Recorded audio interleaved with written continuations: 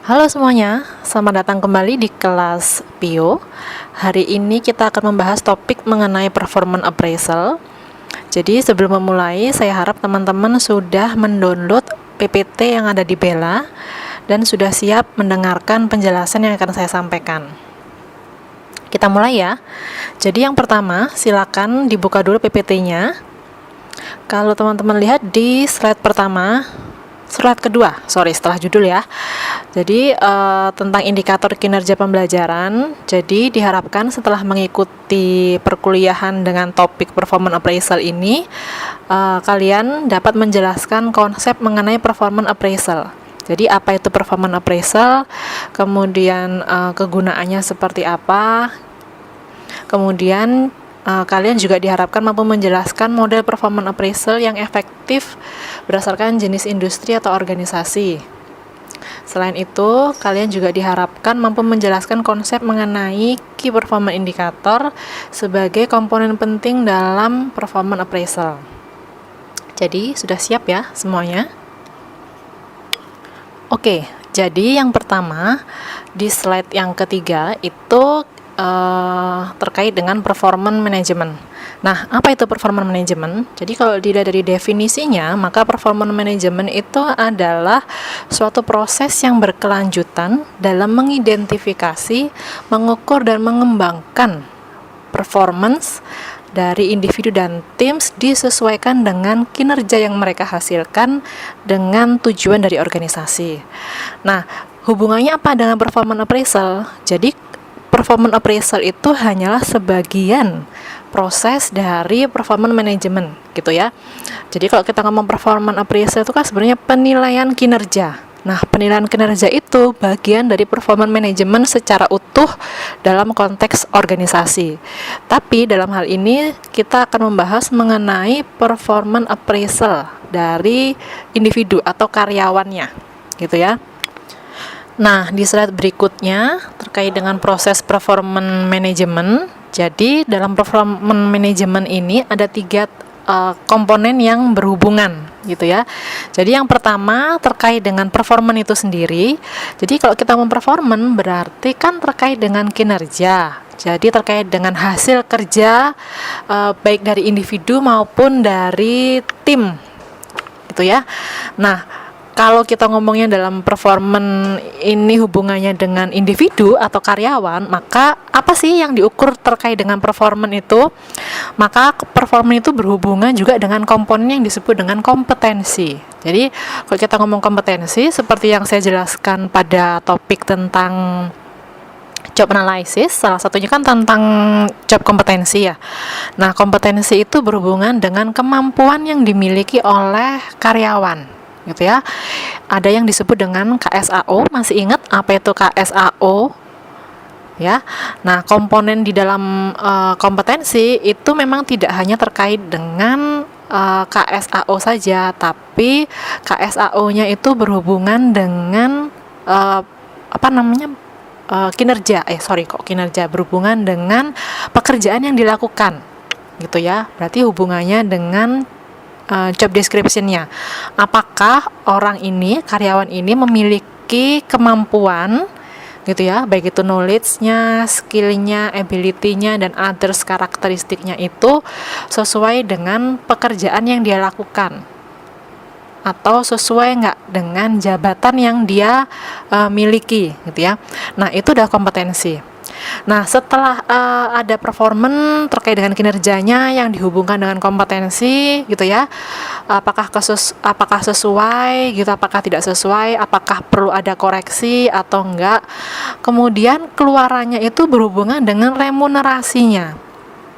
Jadi kalau kita ngomong remunerasi itu hubungannya dengan imbalan yang dibawa pulang oleh karyawan berdasarkan dari performa yang dia hasilkan yang disesuaikan dengan kompetensi yang dimiliki gitu ya.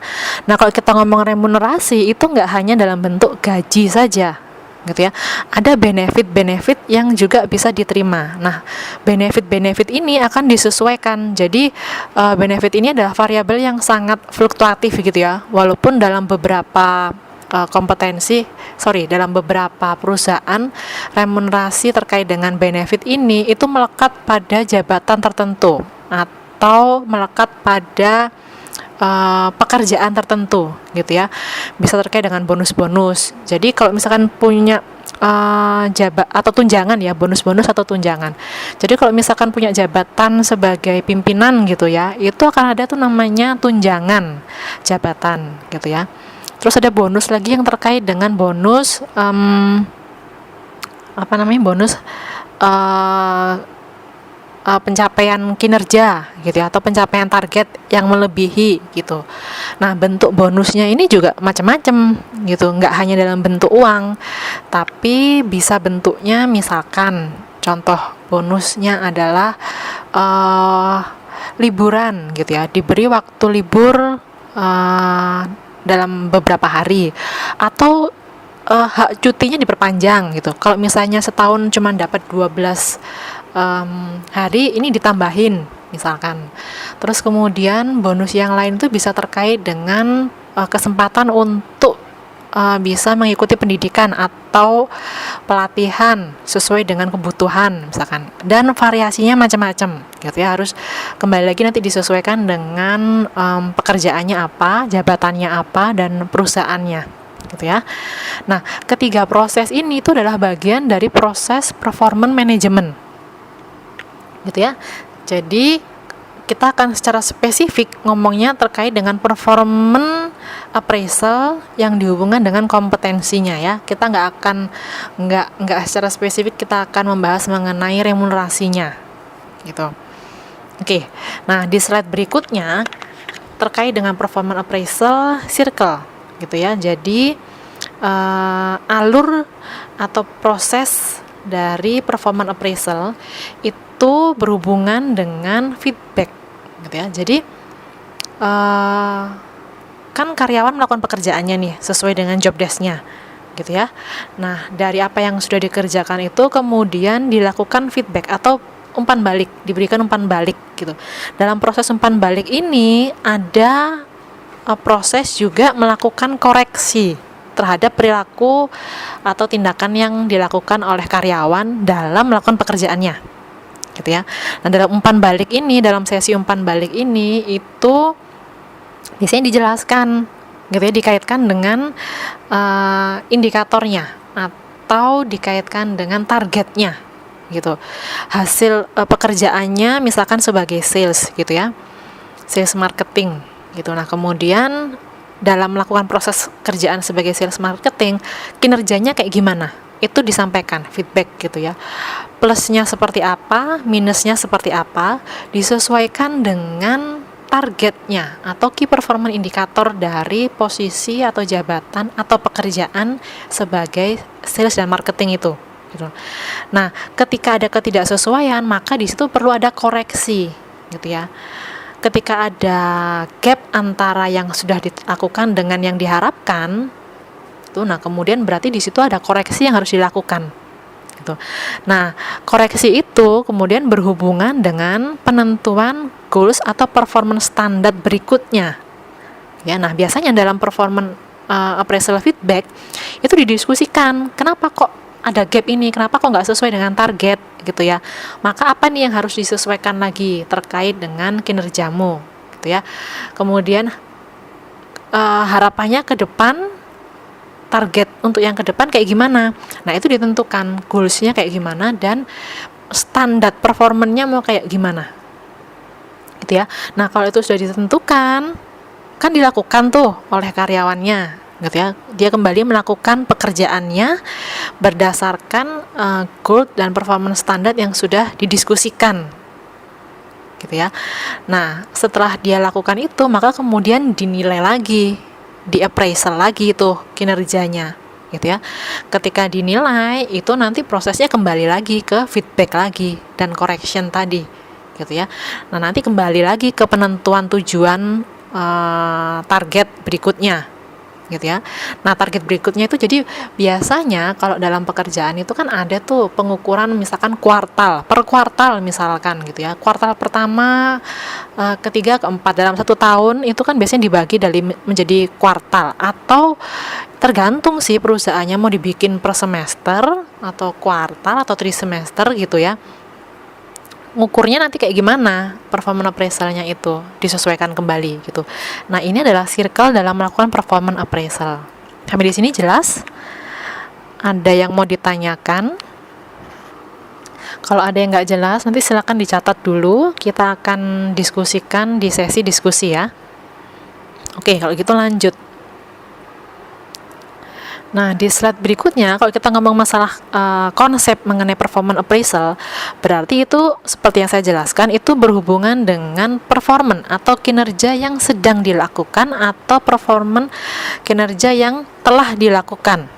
Gitu ya. Jadi dalam performance appraisal itu yang diukur itu adalah terkait dengan kinerja yang sedang dilakukan saat ini atau kinerja yang telah dilakukan pada periode sebelumnya. Periode sebelumnya tadi yang saya bilang, misalkan kalau sekarang masuk ke kuartal kedua gitu ya,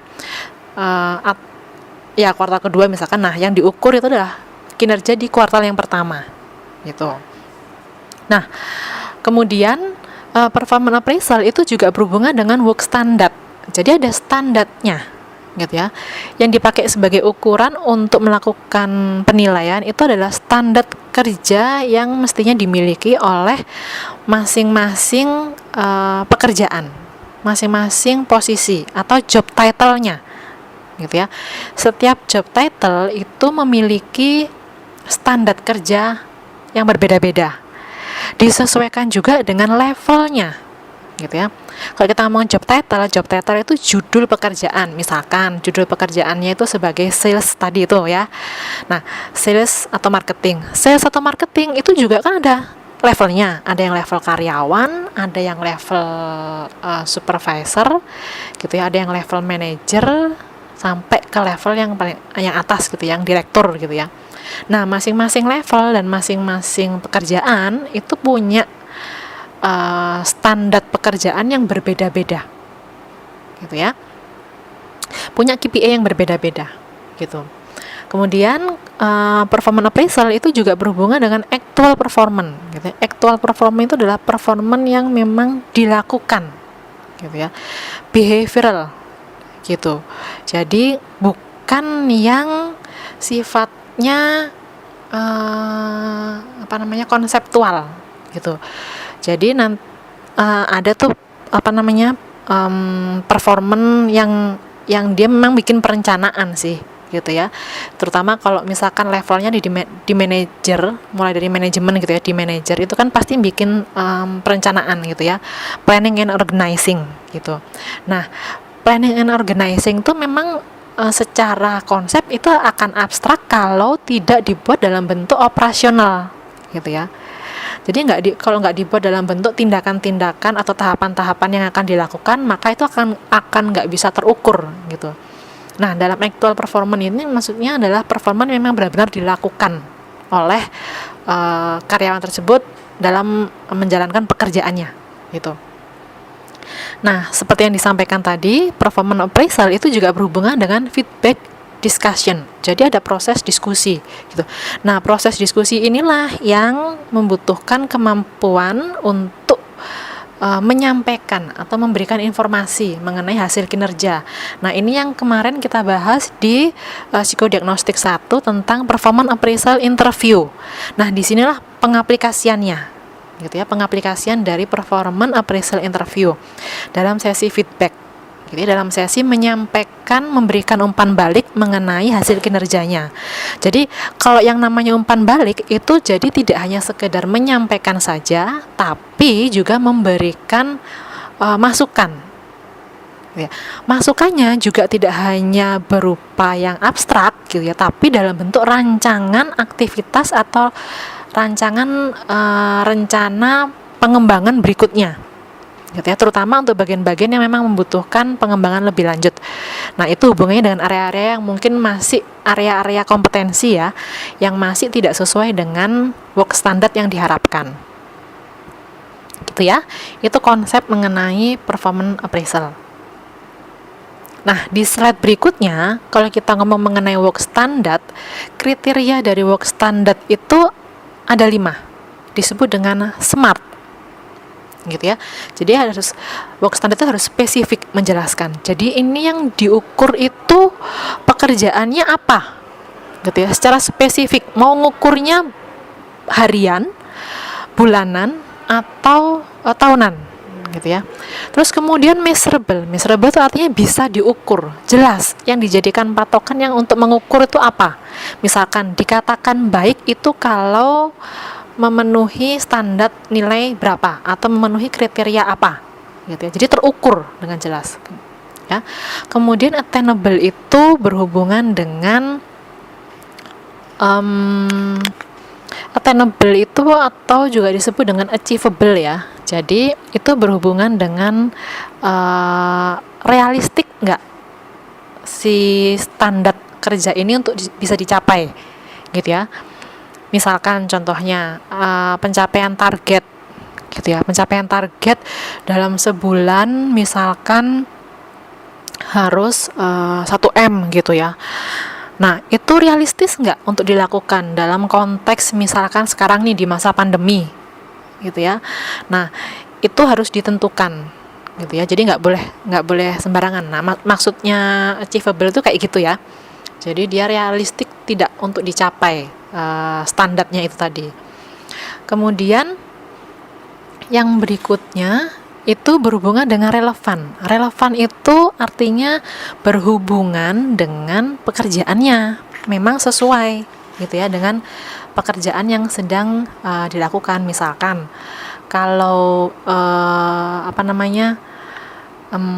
pekerjaan sebagai sales tadi, maka standar kerjanya ya harusnya mengukur kemampuan dalam marketing, menjual ya, gitu ya. Berarti kemampuannya itu berhubungan dengan kemampuan komunikasi misalkan, gitu. Relevan gitu, enggak, dan disesuaikan dengan levelnya ya. Kalau staff kan tidak harus sampai membuat perencanaan ya, maksudnya perencanaan strategik gitu. Kalau perencanaan kerja iya, gitu ya.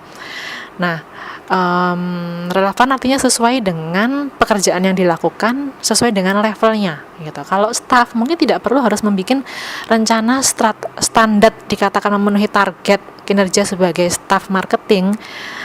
Itu mungkin tidak harus sampai kemudian membuat perencanaan divisi marketing 5 tahun ke depan, gitu ya.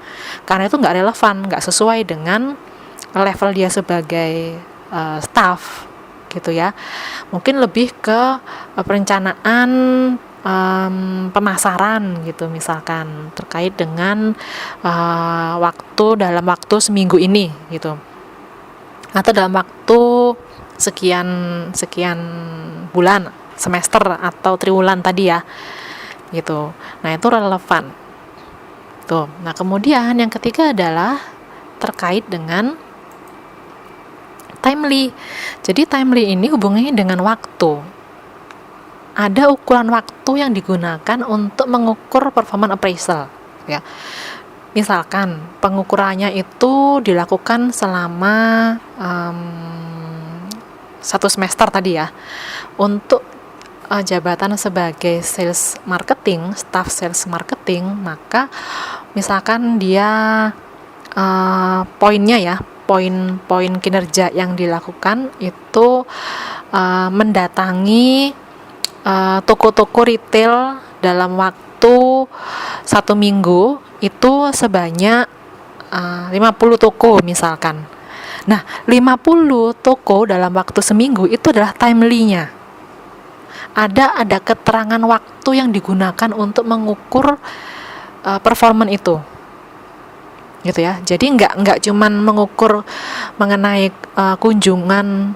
melakukan kunjungan toko gitu aja, enggak, tapi melakukan kunjungan toko dalam waktu berapa lama dengan target berapa banyak gitu. Nah, itu timely-nya gitu. Jadi kembali lagi, kalau kita ngomong work standard, kriterianya harus spesifik gitu ya, harus jelas gitu ya. Spesifik ini seperti yang Budiasa bilang tadi, kalau spesifik ini apa nih yang diukur gitu ya, terkait dengan apa gitu. Kemudian dalam konteks apa. Kalau misalkan ada lokasinya di mana, gitu ya. Kemudian jelas siapa yang diukur ini, gitu ya. Kemudian terus measurable itu bisa diukur, tadi ada ukurannya jelas, gitu yang dipakai sebagai patokan ukuran. Kemudian juga attainable atau achievable tadi itu realistis untuk dicapai. Kemudian relevan sesuai dengan job desk-nya, sesuai dengan levelnya, dan timely ada ukuran waktu yang digunakan, gitu. Nah, itu adalah standar pekerjaan yang digunakan ketika melakukan performance appraisal, ya. Jadi performance appraisalnya akan berdasarkan hal tersebut. Nah, dalam hubungannya dengan performance appraisal, tadi kan Bu Desa di awal menjelaskan bahwa performance appraisal itu yang diukur adalah terkait dengan kemampuan atau kompetensi yang dimiliki oleh karyawan. Nah, sekilas menjelaskan mengenai job kompetensi. Job kompetensi itu diukurnya bisa dalam bentuk macam-macam ya. Salah satunya itu yang bisa digunakan sebagai ukuran dalam mengukur job kompetensi itu adalah taksonomi Bloom, gitu ya. Teman-teman yang sudah ngambil PU mestinya ngerti tuh taksonomi Bloom itu apa, gitu ya. Itu kan yang menjelaskan mengenai tahapan kemampuan berpikir dari individu ya, mulai dari levelnya knowledge, pengetahuan. Jadi dia tahu mengenai sesuatu, mengenai informasi, gitu ya. Kemudian comprehension, dia mampu memahami, jadi nggak sekedar tahu tapi bisa memahami. Kemudian bisa mengaplikasikan, kemudian bisa menganalisis plus minusnya apa, kemudian bisa merangkum, gitu ya, mensintesis, menemukan hal yang baru, gitu, sampai kemudian mengevaluasinya menjadi ide baru, gitu ya, memunculkan ide baru. Nanti secara spesifik kalian bisa baca lagi di teori tentang ini teorinya banyak banget nih. Masing-masing ini juga akan ada indikator-indikatornya. Dikatakan knowledge itu kalau apa, gitu ya, kompetensi kalau apa. Nah, biasanya dalam perusahaan itu ada yang disebut dengan peta kompetensi, gitu ya, atau kamus kompetensi, gitu. Tapi memang nggak semua perusahaan sih punya, gitu ya. Tapi kompetensi ini adalah hal yang wajib dimiliki untuk bisa mengidentifikasi sebenarnya karyawan kita ini, gitu ya. Kalau dari sisi perusahaan, karyawan kita ini apakah memiliki kemampuan, keahlian, pengetahuan yang sesuai dengan pekerjaan yang dia lakukan, gitu ya. Nah, job kompetensi ini atau peta kompetensi ini disusun, gitu, dalam bentuk setiap jabatan, setiap job title itu memiliki job kompetensi yang berbeda-beda, gitu ya. Nanti kalau kita mau bahas ini lagi lebih detailnya, lebih mendalam, itu nanti di mata kuliah MSDM ya. Rasanya kalau di sini nggak perlu deh, nanti kalian tambah pusing nanti, gitu ya, karena kan nggak semua ngambil bidang minat PIO nanti ya. Nah, ini adalah kompetensi yang diukur dalam performance appraisal, bagian dari kompetensi yang diukur dalam performance appraisal. Oke, sampai di sini apakah ada pertanyaan? Lanjut dulu ya. Oke, next. Di slide ke-9 itu kita membahas secara lebih detail performance appraisal itu apa sih yang dilakukan, gitu ya. Ada 3 hal yang ditanyakan, gitu ya, dalam konteks performance appraisal secara konseptual, gitu. Kenapa performance appraisal harus dilakukan? Apa sih yang dievaluasi dalam performance appraisal, ya? Kemudian gimana caranya melakukan atau mengukur performance appraisal, dan siapa yang boleh memberikan penilaian terhadap kinerja karyawan, gitu ya. Nah, Rhetor training is necessary ini hubungannya nanti dari hasilnya bisa mengarah pada kebutuhan untuk dilakukan training, gitu. Itu nanti akan saya jelaskan ya. Oke, di slide berikutnya, yang pertama, ngapain sih kok harus dilakukan performance appraisal? Why? Gitu ya. Nah, ada ini secara umum ya. Secara umum ada 3 hal yang menunjukkan pentingnya performance appraisal itu dilakukan. Pertama, untuk tujuan administrasi, gitu ya. Dengan performance appraisal itu akan tahu bagaimana sih atau posisi ini kemudian dalam melakukan pekerjaannya, setelah dia melakukan pekerjaannya itu terus kemudian dia bisa mendapatkan apa aja, gitu ya. Secara administrasi itu akan dibukukan, akan diatur, gitu ya. Jadi hubungannya dengan remunerasi tadi sudah jelaskan mengenai job pricing. Job pricing ini artinya setiap posisi, setiap pekerjaan itu memiliki harga tertentu, gitu ya. Jadi kayak istilahnya standar gaji lah, gitu. Misalkan posisi sebagai staff, itu staff marketing tadi ya, staff sales dan marketing itu akan dihargai berapa posisi itu, ya. Kemudian posisi marketing, manajer marketing, gitu. Harganya berapa posisi itu? Harga pokok ya, hubungannya dengan gaji pokok. Gitu. Termasuk juga kemudian untuk posisi itu butuh reward apa, butuh benefit apa, bonus apa, gitu. Nah, itu untuk tujuan administrasi. Jadi di pemetaan secara administrasi itu memudahkan organisasi dalam mengukur proses penggajiannya nanti, gitu. Jadi selain terkait dengan remunerasi atau reward, gitu ya, terkait dengan proses transfer. Ini hubungannya kalau yang Bu Desa jelaskan di di job analysis itu, transfer itu kan bisa nanti terkait dengan job rotation, gitu ya. Proses transfernya apa, kemudian layoff-nya apa, assignment itu pengukuran yang dibutuhkan apa, gitu ya, untuk bisa melakukan pekerjaan itu, gitu ya. Nah, selain terkait dengan administratif, terkait juga dengan employee development. Dari hasil penilaian kinerja atau performance appraisal itu nanti membantu untuk menentukan kira-kira orang ini butuh di training apa. Terus kemudian butuh konseling juga enggak? Atau cukup di coach, gitu ya, dibimbing aja. Atau cara-cara lain yang bisa digunakan untuk membantu meningkatkan kinerja karyawan, gitu ya. Cara-cara lain macam-macam ya. Bisa nanti hubungannya dengan education, berarti disekolahkan, gitu ya. Atau hal yang lainnya lah, gitu. Banyak, intinya yang bisa mengembangkan, meningkatkan kemampuan dari karyawan. Tujuan yang lain, pentingnya yang lain dari performance appraisal itu adalah dalam rangka research, gitu ya, sebagai job evaluasi, gitu, untuk melihat validasi dari instrumen yang digunakan dalam mengukur. Tadi kan ada instrumen tuh, nanti kita di slide berikutnya itu nanti ada instrumen apa yang digunakan untuk mengukur, apakah instrumen itu sudah bisa mengukur performa dengan baik, dihubungkan juga nanti dengan hasilnya, gitu ya.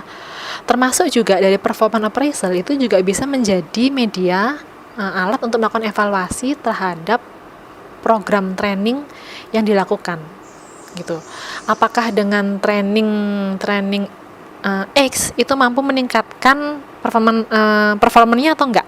Kan itu akan terukur dari appraisalnya, dari penilaian kinerjanya, gitu ya. Jadi secara umum ada 3 hal ini yang yang menunjukkan mengenai pentingnya performance appraisal. Nah, kemudian apa yang diukur atau apa yang dievaluasi dalam performance appraisal? Ya, tadi di awal-awal juga Bu Desa sudah menjelaskan. Tapi secara umum performance appraisal itu bisa berhubungan terkait dengan performance karakteristik. Performance karakteristik itu ngomong tentang karakteristik pribadi ya, kepribadian, gitu ya. Itu bisa berhubungan dengan energinya, dengan integritasnya, dengan loyalitasnya, ambisinya, gitu ya, semangatnya, gitu. bisa mengukur terkait dengan itu gitu. Atau yang kedua bisa mengukur terkait dengan keluaran dari kinerja yang dia lakukan. Outputnya apa? Atau outcome dari kinerja yang dia lakukan. Kemudian dalam performance appraisal itu juga mengukur proses perilaku yang ditampilkan dalam menjalankan kinerja gitu ya. Apakah mereka karyawan ini bekerja sesuai dengan standar prosedur yang ada gitu kan. Itu kan kalau di SOP itu kan sebenarnya sudah dijelaskan tahapan operasional pekerjaan itu dilakukan. Nah, operasional itu berhubungan dengan berkaitan dengan perilaku yang dilakukan ya untuk bisa menjalankan pekerjaan tersebut. Gitu ya. Misalkan SOP-nya itu ketika mau kunjungan toko, maka yang pertama adalah dia harus menghubungin toko, kemudian menghubungi toko, membuat janji, kemudian datang misalkan. Nah, itu ada standarnya, tergantung perusahaannya kalau terkait dengan itu. Tapi intinya dalam konteks performance appraisal yang diukur adalah perilakunya, outputnya, keluarannya, dan personal karakteristiknya gitu ya. Macam-macam di dalamnya itu bisa beda-beda, tergantung kebutuhan, tergantung perusahaannya gitu. Nah, kemudian gimana caranya mengukur kinerja? Metode yang bisa digunakan itu apa? Gitu ya. Itu bisa macam-macam. Nah, metodenya itu bisa yang sifatnya objektif gitu ya. Jadi kalau objektif ini sudah jelas, sudah ada standar yang digunakan gitu ya. Mengukurnya apa, gimana cara ngukurnya gitu ya. Ada formnya gitu, formnya jelas isinya, KPI-nya apa aja gitu ya. Nah, dalam objektif ini jadi mengurangi peluang dari penguji atau pengukur raternya ya, itu untuk memberikan subjektivitas gitu ya, atau bias gitu, mengurangi hal tersebut gitu. Nah, tapi ada juga yang sifatnya pengukuran berupa subjektif atau judgmental gitu ya, dari pengukurnya atau raternya gitu ya. Itu juga dibolehkan gitu untuk memberikan penilaian secara subjektif. Nah, biasanya yang bisa memberikan penilaian secara subjektif itu ya semuanya sih, nanti siapa aja kita akan bahas lagi ya gitu. Tapi memang yang harus diperhatikan adalah dalam proses mengukur ini, hati-hati dengan rating error dan attribution biasnya gitu. Kemungkinan untuk bias dan error dalam memberikan penilaian itu sangat mungkin. Nah, oke, sampai di sini dulu sebelum kita masuk ke good performance appraisal. Apakah ada yang mau ditanyakan? Apakah ada yang masih nggak jelas? Dicatat ya kalau ada yang nggak jelas.